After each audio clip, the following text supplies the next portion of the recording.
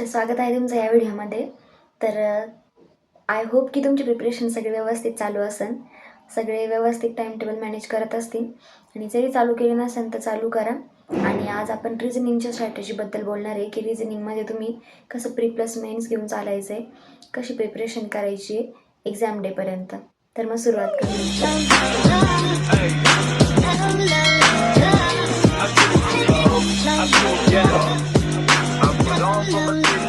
जेव्हा कोणत्या पण सब्जेक्टमध्ये तुम्हाला मास्टर प्रिपरेशन करायची असती किंवा एकदम मेन्स लेवलपर्यंत प्रिपरेशन करायची असती तर त्याचे 4 पॉईंट लक्षात ठेवायचे. सगळ्यात पहिलं लर्न, नंतर प्रॅक्टिस, नंतर इम्प्लिमेंट आणि रिपीट. लर्न म्हणजे आता तुम्ही सिलेबसला सुरुवात करायची आहे. जर तुम्ही कॉलेज स्टुडंट असेल किंवा लास्ट इयर प्रिपरेशन चालू असेल म्हणजे 3rd इयरला, तर तुम्ही रोज 1 तास देऊ शकता आणि संडेच्या दिवशी जास्त वेळ द्यायचा आहे. आणि जर तुम्ही फुल टाईम फोकस करत असाल ह्या प्रिपरेशनवर तर तुम्ही 2 तास देऊ शकता, कारण मग तुमच्याकडं वेळच आहे. तर मग सगळ्यात पहिले सिलेबस कंप्लीट करायचा आहे. सिलेबस तुम्ही कुठून कंप्लीट करू शकता? अंकुश लांबा सर आहे, पर्सनली मी ते सांगते बँकिंग क्रॉनिकलचे, कारण त्यांची शिकवण्याची पद्धत इतकी इफिशियंट वाटते मला आणि ते इतकी हसत खेळत शिकवते की त्या टॉपिकसोबत आपल्याला एक्झाम बाबतीमध्ये काही लोड येतं असं काही होत नाही, डाऊट पण काहीच राहत नाही आणि थोड्या वेळामध्ये पण ते आपल्याला चांगलं समजेल. मग तुम्ही रिझनिंगसाठी अंकुश लांबा सरांना बघू शकता. सौरभ सर चॅम्पियन्स रिझनिंग म्हणून त्यांचं यूट्यूब चॅनल आहे, त्यांना पण तुम्ही बघू शकता. पण जर बिगिनर असाल तर अंकुश लांबा सरांकडूनच सुरुवात करा, कारण मग प्रॅक्टिस पण तुमची पझल त्यांचे ज्या मेथड्स आहेत तिथून जर झाली, सुरुवात तिथून झाली तर बाकीचे टॉपिक पण तुम्हाला सोपे पडतील. आणि त्यांची कंटेंट पण बऱ्यापैकी मॉक लेवलपेक्षा चांगले असतं, मग त्यामुळं अगोदरपासूनच सुरुवात ती झाली तर मग पुढं सोपं जाईल. तर मग सिलेबस कसं करायचं आहे? पझल, सिटिंग अरेंजमेंट, अगोदर मिसलेनियसचे सगळे टॉपिक करून घ्या. इनक्वेलिटी, सिलॉजिझम आणि बाकीचे ब्लड रिलेशन वगैरे सगळे, डायरेक्शन, डिस्टन्स, हे सगळे टॉपिक कवर करा. आणि ते टॉपिक कवर करताना असे करायचे, प्री प्लस मेन्स दोन्ही पण करायचं आहे. समजा आता तुम्ही इनइक्वॅलिटी केलं, मग कोल्ड इनइक्वॅलिटी काय ते पण लगेच बघून घ्यायचं आहे. त्यांनी 1 शॉट अपलोड केले आहे अंकुश सरांनी, तिथून तुम्ही बघून घ्यायचं आहे. कारण काय होतं, आपण म्हणतो की एक्झामची वेळी बघू आणि तेव्हा टाईम कमी असतो, परत मेन्सचा पेपर येतो, मग सगळं लोड होतो आणि नंतर फक्त प्रॅक्टिसच करायची. त्यामुळे आत्ताच तुम्ही कवर करून घ्या, आत्ता सफिशियंट टाईम आहे. तर मेन्सचा पण तो टॉपिक बघून घ्यायचा आणि पझल, सेटिंग अरेंजमेंट हे सगळं बघायचं. आणि आता जेव्हा तुम्ही पझल आणि सेटिंग अरेंजमेंटची व्हिडिओ बघणार आहे, ते 1 शॉटमध्ये होतच नाही, त्याच्यामध्ये बरेचसे टाईप असतात, ते वाढत जातात. तर मग काय करायचं, आता आज जर तुम्ही समजा इनइक्वॅलिटी टॉपिक घेतला आहे तर इनइक्वॅलिटीच्या टॉपिकसोबत तुम्ही पझलची पण एक व्हिडिओ बघायची आहे किंवा त्याच्यामध्ये 3 ते 4 पझल सोडवलेले असतील तशी व्हिडिओ बघायची आहे, त्याच प्रिलियम्स लेवलच्या टाईपच्या. किंवा जर मेन्सचा टॉपिक तुम्ही घेतला तर मेन्स लेवलच्या टाईपची पझल. मग यानं काय होईल, तुमची पझलसोबतची रोजची प्रॅक्टिस करायची हॅबिट आहे ती पण लागेल.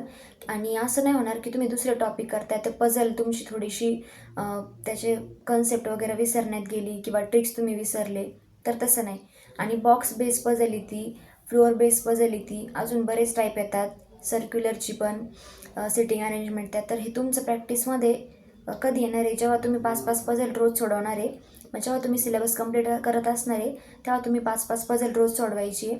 आणि अगोदर टीचरकडे बघायचं की ते कसे सॉल्व करतात ते, आणि जेव्हा ते थोडंसं तुम्हाला समजायला लागलं की कसे ते सोडवतात ते, कसे ते लाईन रीड करून त्याचे ते बनवतात ते सगळे बॉक्स वगैरे, तर मग तुम्ही व्हिडिओ पॉज करायची आणि तुम्ही पण बनवायची. आणि असं करत करत तुमची प्रॅक्टिस पण बिल्डअप होईल आणि सिलेबस पण कवर होत राहील. आणि सिलेबस पण कन्सेप्ट जे तुम्हाला कळाली बाकीच्या मिसलेनियस टॉपिक्सची, लगेच व्हिडिओ पॉज करून ते सोडून बघायचे आणि नंतर टीचरसोबत परत प्रॅक्टिस करायची. कारण तिथं तो टायमर चालू असतो आणि आपल्याला कळतं पण टीचर कसं सांगताय आणि आपली चूक कुठं होती, तर मग ते करायचे. तर मग हे तर झालं तुम्ही लर्निंग आणि सिलेबस कसं कंप्लीट करायचं आहे. आणि सिलेबससाठी 30 ते 60 दिवस सफिशियंट आहेत, त्यापेक्षा जास्त दिवस घेऊ नका, नंतर फक्त प्रॅक्टिसला वेळ. तर मग सेकंड नंबर आहे प्रॅक्टिस. प्रॅक्टिस ही सगळ्यात जास्त महत्त्वाची आहे. 99% मुलांचं हेच होतं की त्यांचं सिलेक्शन का होत नाही एखाद्या किंवा 2 इयरमध्ये, तर ते सिलेबस पण करतात, लेक्चर वगैरे बघून सगळे कन्सेप्ट पण बिल्डअप करतात, पण प्रॅक्टिस ते त्या लेवलची करत नाही किंवा प्रॅक्टिस खूप कमी करण्यात जाते.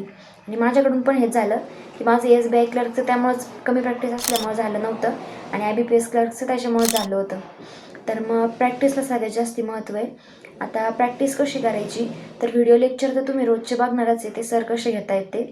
तर तुम्ही प्रॅक्टिससाठी टेक्स्ट बुक, गाईडली, येस ऑफिसर आणि ऑलिव्ह बोर्ड यांना प्रेफरन्स देऊ शकता.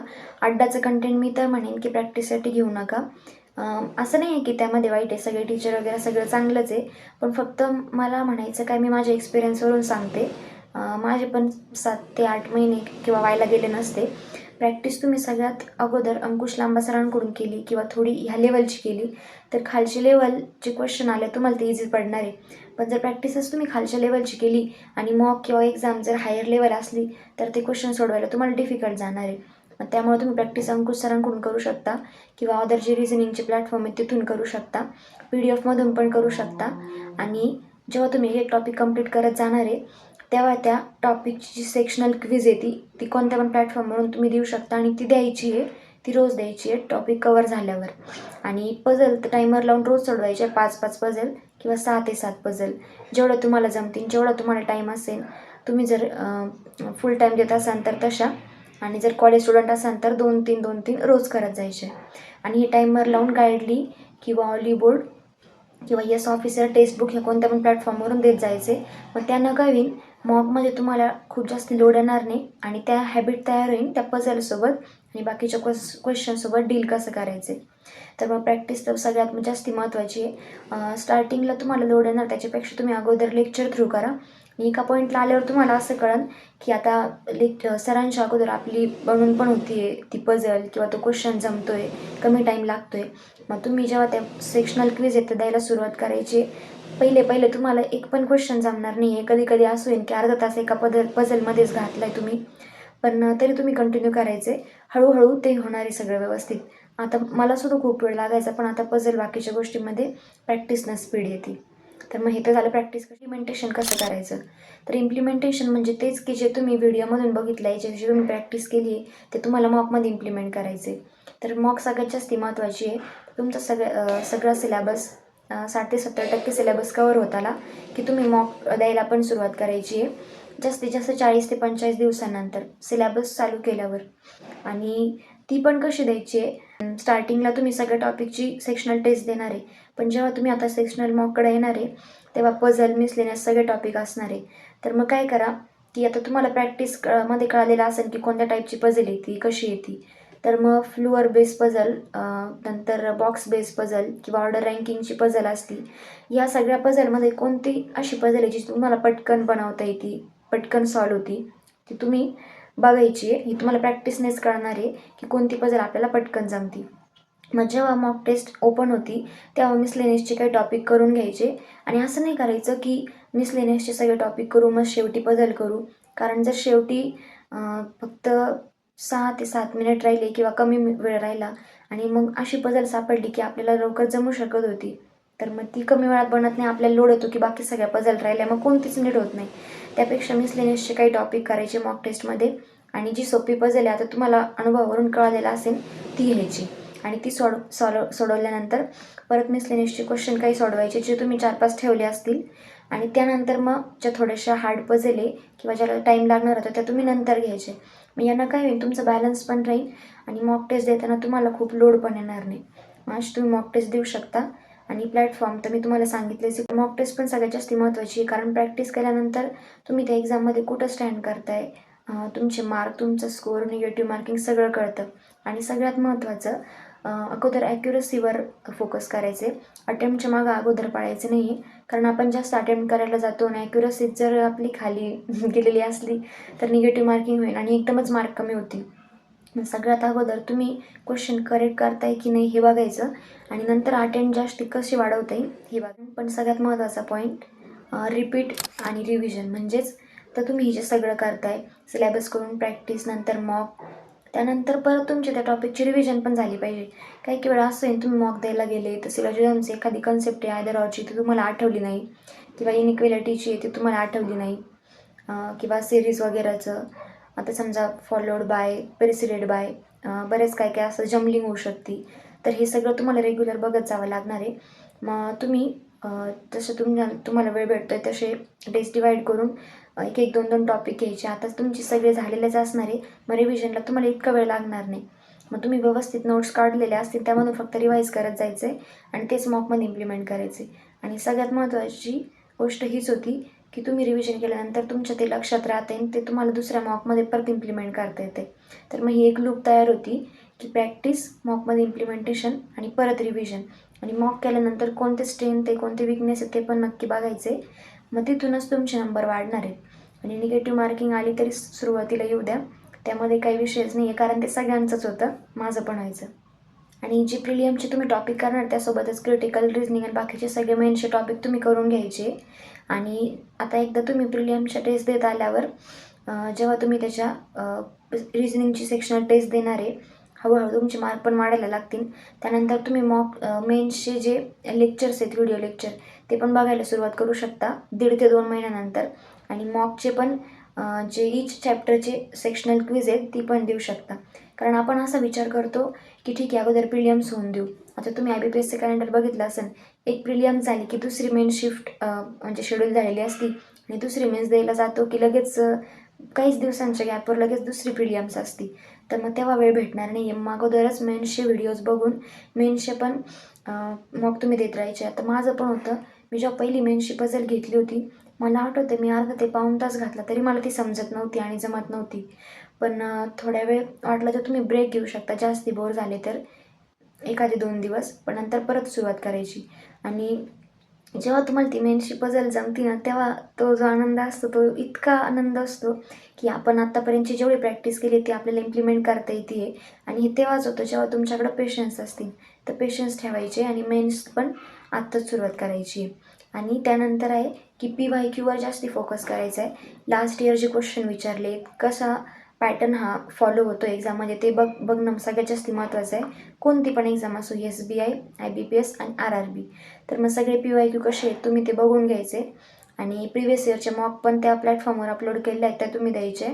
आणि जे हायर लेवलची ती पण देऊ शकता. आणि स्पीडसाठी तुम्ही ना स्मार्ट किडावर पझलची क्विज येते किंवा सेटिंग अरेंजमेंटची क्विज येते, त्यावरून तुमची स्पीड वाढेल ती तुम्ही देऊ शकता. स्मार्ट किडाची लेवल पण एकदम हाय लेवलच असते, मग त्यामुळे मॉकची लेवल किंवा एक्झाम लेवल तुम्हाला सोपी वाटेल म्हणून, तर तिथून तुम्ही देऊ शकता. आता हे सगळं झालं, तुम्ही प्री+ मेन्स कसं घेऊन चालायचं आहे, प्रॅक्टिस करायची, मॉकमध्ये इम्प्लिमेंट करायचे आणि परत ते रिवाईज करत जायचे. तर आता आपण बघू की तुम्ही मिस्टेक कोणत्या कोणत्या जे अवॉइड करायचे आहेत. तर सगळ्यात पहिली मिस्टेक आहे पेशन्स भरपूर लागणार आहेत. सुरुवातीला तुम्हाला पझल पण बनवता येणार नाही आहे, बाकीचे क्वेश्चन पण सॉल्व्ह होणार नाही आहेत. पण जेव्हा तुम्ही ते रेग्युलर करत जाणार आहे टीचरसोबत बघून, तेव्हा ते तुम्हाला हळूहळू जमणार आहे. स्टार्टिंगला अवघड जाईल, पण पेशन्स महत्त्वाचे असते. कारण आपण हे एक्झाम असे निवडल्या ज्यामध्ये कन्सिस्टन्सी आणि पेशन्स ह्याच 2 महत्त्वाच्या गोष्टी आहे ज्या आपल्याला सोबत ठेवून चालायचे. तर मग पेशन्स ठेवायचे. त्यानंतरची मिस्टेक आहे, don't wait for the notification. म्हणजे बऱ्याच मुलांचं असं होतं की बघू आपण नोटिफिकेशन आल्यावर अभ्यासाला सुरुवात करू, आत्ता तर खूपच दिवस आहे आणि आत्ता करून कायच होणार आहे. तर असं अजिबात नाही. आपल्यासोबत आता आपण अभ्यास करत नाही, बाकीची जी मुलं अभ्यास करत आहे ते आपल्यापेक्षा खूप जास्ती पटीने पुढे निघून जात आहे, त्यांची प्रॅक्टिस चांगली होती. त्यामुळं नंतर वेळ भेटला नाही असं होण्यापेक्षा आत्ताच प्रॅक्टिस चांगली करा. आणि एक लक्षात ठेवायचं, फेब्रुवारी-मार्चमध्ये सिलेबस केल्यानंतर एप्रिलपासून फक्त प्रॅक्टिस करायची प्री आणि मेन्सची. आणि मग जेव्हा जून, जुलै, ऑगस्ट कधी पण एक्झाम येऊ, कधी पण नोटिफिकेशन येऊ, तेव्हा आपली प्रॅक्टिस इतकी झालेली असेल की कोणती मॉक दिली किंवा कोणती जर एक्झाम द्यायला आपण गेलो तर आपल्याला भीती वाटणार नाही आणि आपल्याला स्वतःचा कॉन्फिडन्स असेल की आपली प्रॅक्टिस पण तेवढी झालेली आहे. त्यामुळे आत्ताच सुरुवात करा, नोटिफिकेशनचा वेट करू नका. त्यानंतरची मिस्टेक आहे कन्सिस्टन्सी. आता मग असं नाही की आज तुम्ही 1 तास केलं, उद्या 15 मिनिट पण व्यवस्थित नाही केलं, असं नाही. भले तुम्ही 1 तास करा, 2 तास करा, तुमच्या अकॉर्डिंग. जर तुम्ही फुल टाईम देत असाल तर 2 तास द्यायचे. आणि जर तुम्ही कॉलेज स्टुडंट असाल तर 1 तास पण सफिशियंट आहे. तुम्ही संडेच्या दिवशी जास्त वेळ देऊ शकता, पण कन्सिस्टन्सी ब्रेक करायची नाही आहे. ठीक आहे, समजा काही काही कारणाने होतं 1 दिवस, पण मग थोडा गॅप घेतल्यानंतर परत जे तुमचं राहिलं आहे ते कवर करायचे आणि व्यवस्थित सुरुवात करायची. आणि त्यानंतरचा पॉईंट आहे माइंडसेट. आपला माइंडसेट इतका निगेटिव्ह झालेला असतो बाकीच्या गोष्टी बघून, व्हिडिओज बघून, स्ट्रॅटेजी व्हिडिओ बघून आणि दुसरे कंटेंट बघून की अवघड आहे, खूप दिवस लागते. तर असं नाही, अगोदरच असं निगेटिव्ह स्वतःला बोलत जायचं नाही आहे. पॉझिटिव्ह बोलायचं की माझ्याकडून होईल.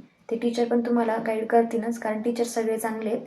त्यामुळे माइंडसेट पण असा ठेवायचा आहे की मॉकमध्ये जरी कमी नंबर आले तरी मी माझी स्ट्रेंथ आणि विकनेस बघून नेक्स्ट मॉकमध्ये ते इम्प्लिमेंट करेन. तर मग ह्या सगळ्या ज्या मिस्टेक आहेत त्या तुम्ही बघायच्या आहे. आणि जे कॉलेज स्टुडंट आहेत ते संडेला जास्त वेळ देऊ शकते आणि रोजचा 1 तास देऊ शकते. बाकीच्यांनी 2 तास तरी मॅक्झिमम द्यायलाच पाहिजे. आणि क्वांट आणि इंग्लिशला पण इच सब्जेक्टला तुम्हाला तेच करायचे, टाईम डिवाईड करून द्यायचे आणि प्रॅक्टिस आणि रिव्हिजन सगळ्यात महत्त्वाची आणि त्यानंतर मॉकमध्ये इम्प्लिमेंटेशन. तर मग आता सगळे डाऊट तुमचे क्लिअर झालेच असणार आहेत. जरी तुमचे काही डाऊट असतील तरी ते मला सांगा आणि कन्सिस्टन्सी ठेवा, प्रॅक्टिस करत राहा, सगळं व्यवस्थित होईल. सगळ्या पझलचे जे समजा एक टाईप आहे त्याचे 4 ते 5 पझल रोज सोडवत जायचे आहे. भले तुम्ही मॉक देत असू, प्रॅक्टिस करत असू, त्याने काय होईल तुमची ती हॅबिट डेव्हलप होईल आणि त्या लूपमध्ये तुम्ही एकदा आले की ती पझल तुम्हाला सोपी पडत जाईल. तर मग हेच होतं ह्या व्हिडिओसाठी. बाकी काही पॉईंट्स राहिले असतील तर मला कमेंटमध्ये सांगा आणि व्हिडिओ बघितल्यासाठी खूप खूप धन्यवाद. बाय.